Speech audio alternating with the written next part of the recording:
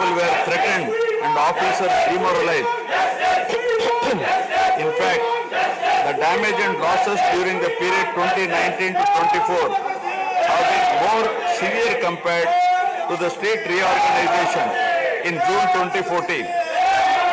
The government that assumed charge in 2019 started a destructive note with demolition of Praja Vedike that continued unabated till the end of the regime 2024. During this regime, democracy was at peril. People were in a state of fear and hardly enjoyed any freedom of living.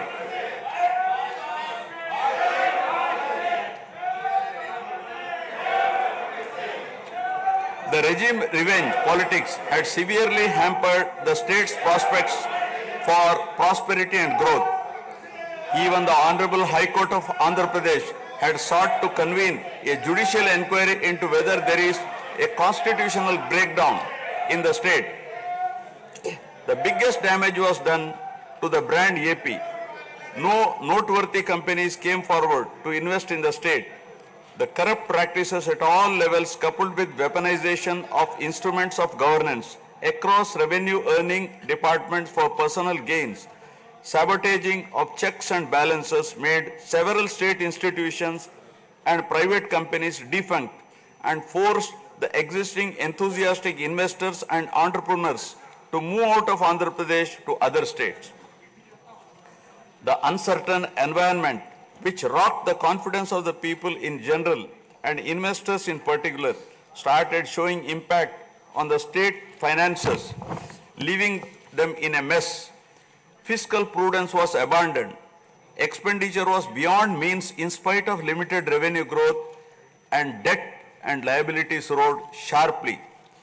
Financial management is manifested by diversion of funds, higher taxation despite high inflation, increase in power sector liabilities, neglect of capital expenditure which eventually resulted in slowing down of the economy.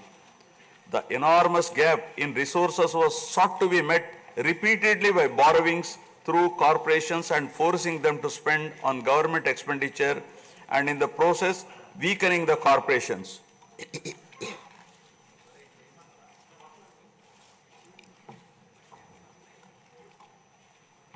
In view of the inordinate delay in clearance of the bills due to strained financial position of the state, many vendors and contractors have approached the High Court of Andhra Pradesh for relief and filed cases against the government. About 25,000 cases have been filed for bill payments, which is unprecedented. The sheer number of contempt cases with personal appearances and arrest warrants against officials in several cases resulted in systematic humiliation and victimization of bureaucracy. This led to complete demoralization of administrative machinery. The capital expenditure reduced by 60% in 2019-24 compared to 2014-19. Departments such as water resources and transport, roads and buildings, which undertake substantial capital works, were left critically short of funds to carry out any works. The capital expenditure on water resources has reduced by 56%, and that on roads and buildings by an alarming 85% during this period. The compound annual growth rate of states-owned tax revenue slipped from 12.8% to 8.1% during this period. On the other hand, the revenue expenditure increased from 7.8% to 10.5%, whereas the capital expenditure growth declined steeply from 26.4% to 3.4%. Lower share of capital expenditure to public debt occurred during the period 2019 to 24 is a clear indicator that the government met revenue expenditure also through borrowed funds. The CAGR in per capita debt has been higher at 14%, while the CAGR in per capita income is only 9.7%. This reflects the fiscal profligacy of the previous regime as no capital formation took place.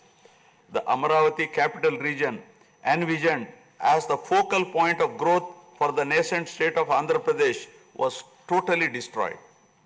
With an attempt to scrap the Amaravati dream, the government confused the people with its malicious three capital cities idea under the guise of decentralized governance. During the period 2019-24, no irrigation project, no industries, no infrastructure relating to roads, buildings, hospitals, drinking water was taken up. Cancellation of MOUs in energy sector and other infrastructure projects further demonstrated the negative attitude of the government. Such disastrous decisions, unmindful of consequences, have led to unrest among the youth and job aspirants. Prevalence of uncertain environment has eventually led the youth towards addiction of illegal substances, causing a drug menace. The mental unrest and agony were not limited to the geographical boundaries of the state. The Telugu speaking people all around the world were upset and demoralized by the uninspiring deeds of the government. They anxiously and desperately waited for a change in governance that would take them forward in the 21st century. The progressive public policies of the AP government during 1996 to 2004 have today led to empowerment of Telugu people globally, enabling them to be amongst the highest earning Indian diaspora. The condemnation of demolition approach of the previous government by the people of the state, NRIs and other supporters, culminated in a change in government.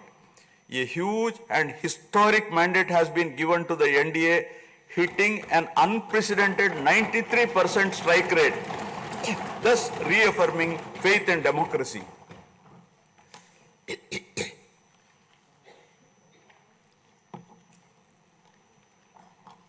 I sincerely congratulate the people of Andhra Pradesh for their wisdom in electing a government that discharges its duties with a futuristic view.